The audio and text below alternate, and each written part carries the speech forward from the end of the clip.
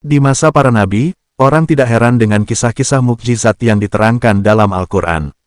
Namun berbeda dengan umat yang semakin jauh dari masa kenabian, umat bakal bertanya-tanya tentang kebenaran kisah-kisah tersebut. Di benak sebagian umat, mereka bertanya-tanya, apa benar kisah-kisah dalam Al-Quran itu, hanya fiktif atau legenda belaka? Hal ini sangat terkait dengan keimanan yang bagi sebagian orang perlu pembuktian terdekat. Maka dari itu, munculnya karomah-karomah di tangan ulama-ulama besar dan para wali seperti Syekh Abdul Qadir Jailani salah satunya untuk mengangkat kepercayaan umat supaya lebih tebal keimanannya terhadap mukjizat Nabi Muhammad SAW atau mukjizat-mukjizat yang dikisahkan dalam Al-Quran.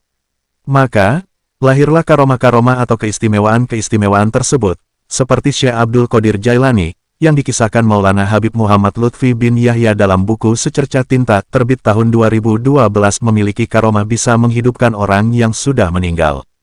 Hal ini akan mempertebal keimanan seseorang bahwa mukjizat yang dimiliki para nabi adalah benar. Buktinya, para ulama penerusnya memiliki keistimewaan yang tidak dipunyai setiap orang. Orang awam atau umum akan semakin kuat, tebal, dan semakin percaya terhadap keistimewaan yang diberikan Allah Subhanahu wa Ta'ala kepada para manusia pilihannya. Demikian juga Imam Yahya bin Hasan yang juga keturunan Syekh Abdul Qadir Jailani, yang akhirnya disebut bin Yahya. Karomah-karomahnya juga bisa menghidupkan orang mati. Habib Lutfi meriwayatkan, suatu ketika Imam Yahya berjalan dengan rombongan dari Tarim, Hadramaut, Yaman, rombongan tersebut hendak ziarah ke Baitullah Al-Haram maka kemudian ziarah ke makam Nabi Muhammad SAW. Dalam perjalanan ke Madinah setelah dari Makkah, seorang rombongannya ada yang meninggal. Kemudian ada yang melapor kepada Imam Yahya bahwa ada anggota rombongan yang meninggal. Lalu Imam Yahya datang dan memegang telinga orang tersebut dan berkata, "Hai kamu, mau saya ajak ziarah ke jadana kakekku, Al-Mustafa SAW. Nanti setelah berziarah ke jadana Al-Mustafa SAW, mau mati, matilah. Ayo bismillah, hiduplah kembali dengan izin Allah."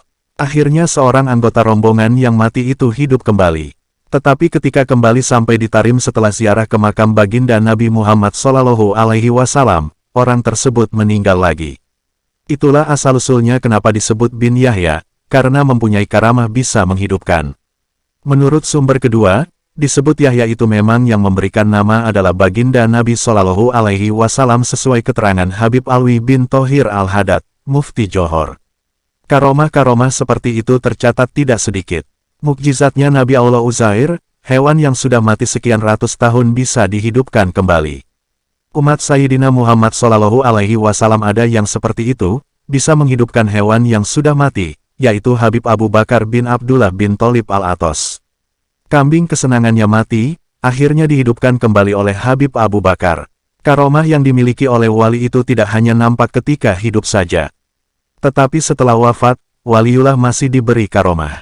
Bagi pengikut Ahlussunnah wal Jamaah, kepercayaan terhadap adanya waliullah dan karomah itu perlu diyakini secara baik. Bahkan 4 imam mazhab sudah bersepakat mengenai karomah yang ada para wali ketika hidup maupun sudah wafat.